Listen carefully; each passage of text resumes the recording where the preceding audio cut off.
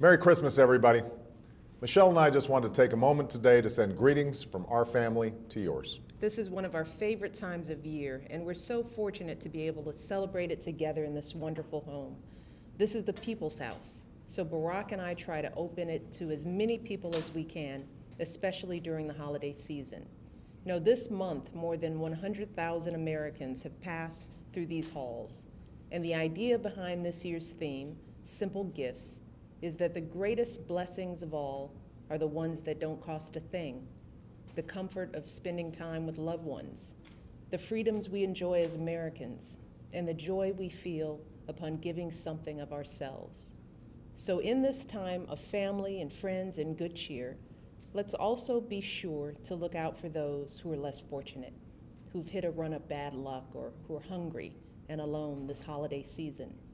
Because this is the season when we celebrate the simplest yet most profound gift of all, the birth of a child who devoted his life to a message of peace, love, and redemption. A message that says no matter who we are called to love one another.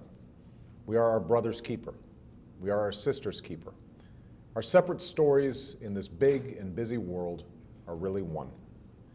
Today, we're also thinking of those who can't be home for the holidays, especially all our courageous countrymen serving overseas. That's the message I delivered when I visited our troops in Afghanistan a few weeks ago. That while you may be serving far from home, every American supports you and your families. We are with you, and I have no greater honor than serving as your Commander-in-Chief. Today's soldiers, sailors, airmen, Marines, and Coast Guardsmen make up the finest fighting force in the history of the world. Just like their predecessors, they do extraordinary things in service to their country.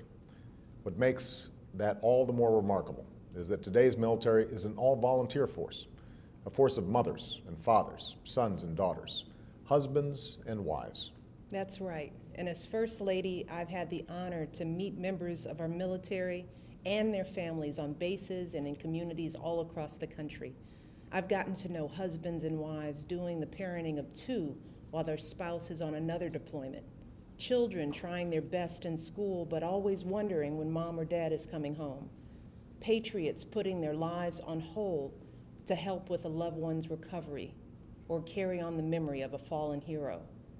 When our men and women in uniform answer the call to serve, their families serve too, and they're proud and glad to do it. But as long as that service keeps the rest of us safe, their sacrifice should also be our own. Even heroes can use a hand, especially during the holidays. So we're encouraging Americans to ask what you can do to support our troops and their families in this holiday season. For some ideas on how to get started, just visit serve.gov. You'll see that you don't need to be an expert in military life to give back to those who give so much to us. There are countless ways to contribute by harnessing your unique talents. If you live near a base, you can reach out through your local school or your church. If you don't, you can volunteer with organizations that support military families. And anybody can send a care package or prepaid calling card to the front lines, or give what's sometimes the most important gift of all, simply saying thank you. America's brave servicemen and women represent a small fraction of our population, but they and the families who await their safe return carry far more than their fair share of the burden.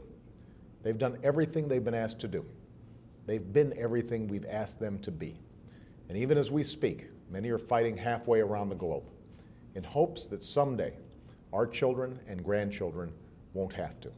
So let's all remind them this holiday season that we're thinking of them and that America will forever be here for them, just as they've been there for us. And on behalf of Michelle, Malia, Sasha, And Bo.